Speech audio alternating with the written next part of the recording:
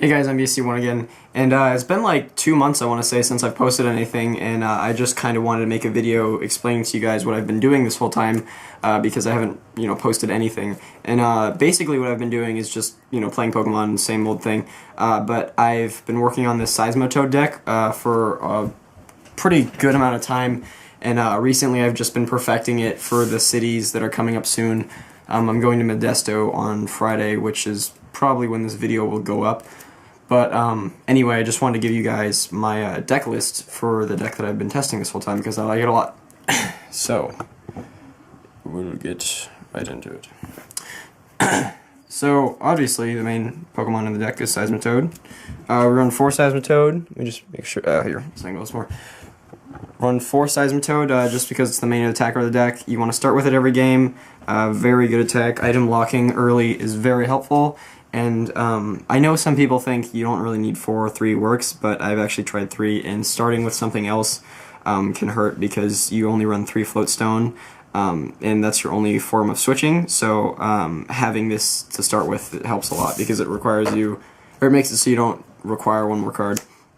1 Mewtwo. This deck actually very much requires 1 Mewtwo, I've noticed, because what tends to happen is your opponent will set something up on the bench with a lot of energy, because you're using Quaking Punch and you're putting down those head ringers and denying energy, and that makes it so that they end up with a lot of energy on their Pokemon, so that X-Ball can do a lot of damage.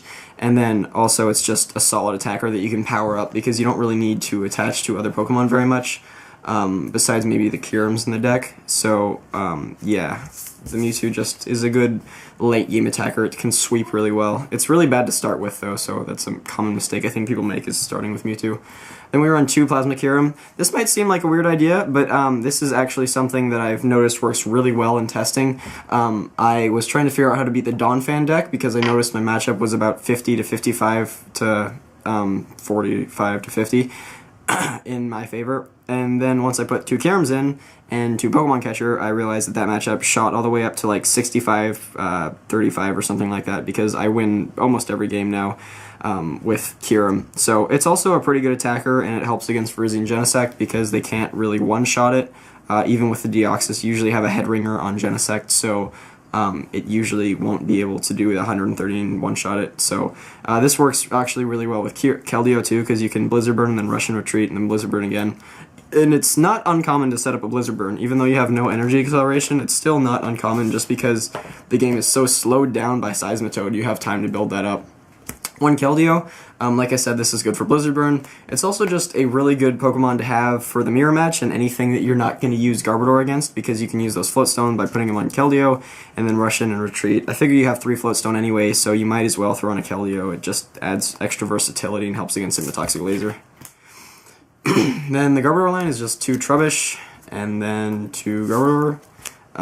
Pretty standard Garbodor line. Garbodor is really good for shutting off Verdant Wind, Red Signal, Bronzong's ability, Plasma Dex, and Dark Cloak. It just helps against, those random abilities. I tried Dragalge actually, which was a cool idea, but then I realized that people might be playing Metal, and switching from Dragalge to Garbodor gave my matchup against them like a 20% higher win rate, it seems like. So that's the main reason why I did that. It's also just helpful against other decks when you don't know what the metagame is really going to be. 4N is standard in every deck. It's super good. And then, come on, for Juniper, also standard in every deck. Yeah, don't really need to say much more about that. And then 1 Colress and 1 Skyla. That might seem like a low count to only have 1 Skyla and 1 Colress, but now that we have Reseeker, we can get them back, and it's better to run more Reseeker than more Skyla and Colress, so we only have 1 of each. But it is good to have 1 of each, because then once you get 1 in the discard pile, you can use any of these 3 Reseeker to get them back when you need them.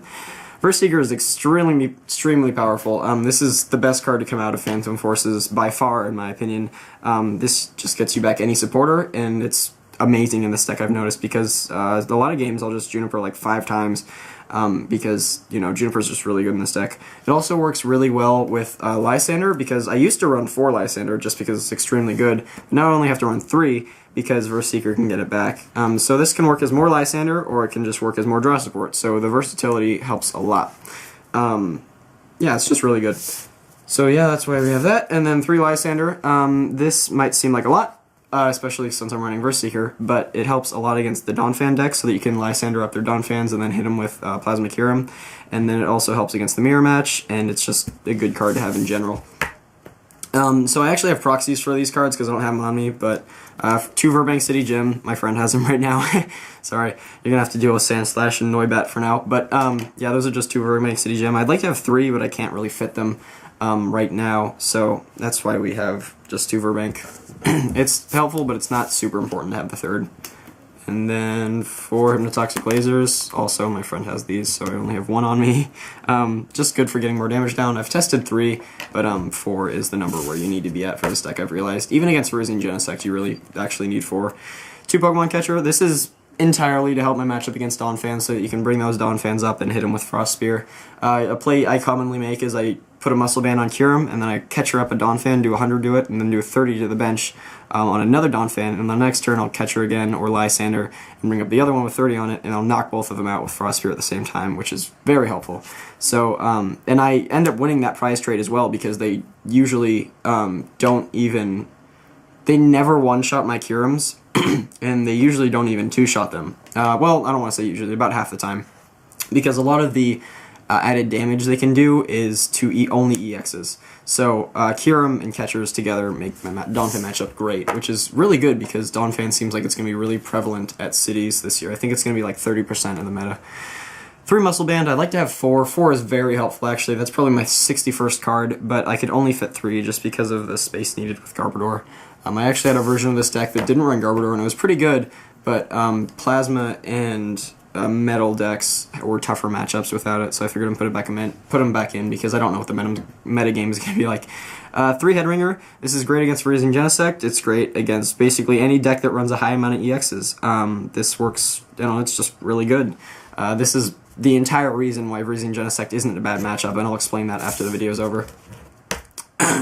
1 Starling Megaphone, this is just so that you can Megaphone off their Muscle Bands so that you can put the Headringers on, or Floatstones, or whatever tool they have on them. It's just a good card in general, too. It helps against Donphan sometimes to get rid of those Muscle Bands and the Silver Bangles and the Floatstones.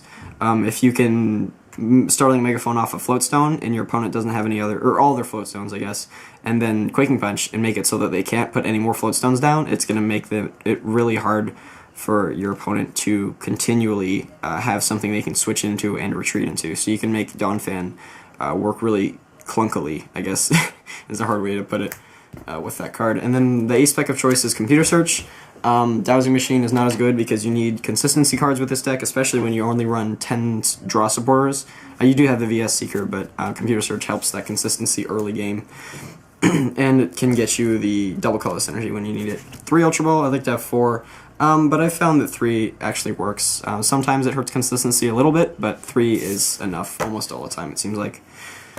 3 Floatstone. I've never really needed 4. 3 seems to be a good amount. If I was going to add another switching card, I would just put in the switch. But yeah, 3 Floatstone is great. And then the energy is just 4 double colorless and 6 water.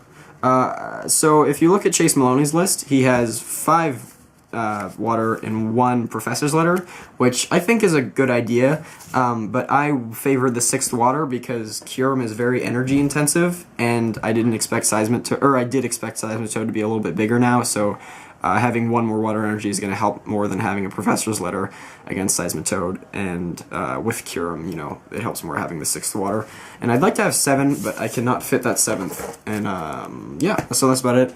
Yeah, so that's the deck. I'm gonna do a video of me playing against Reseeker Genesect, probably tonight, and just explain how to win that matchup, because a lot of people think it's a really bad matchup, but in my experience, it's been very good. I've tested that matchup, I want to say probably like 40 games or 40 to 50 games, and I've noticed the matchup is something around 65-35 for my deck.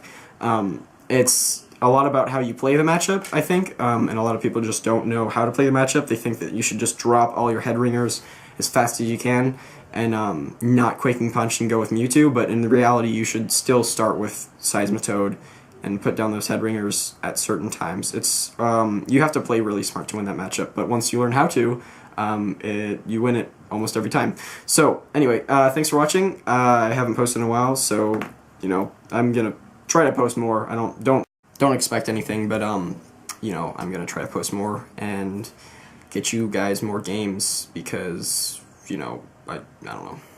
Anyway, thanks for watching. Like if you like the video, comment if you want to tell me something, and subscribe for more, and have a nice holiday season. Happy Thanksgiving.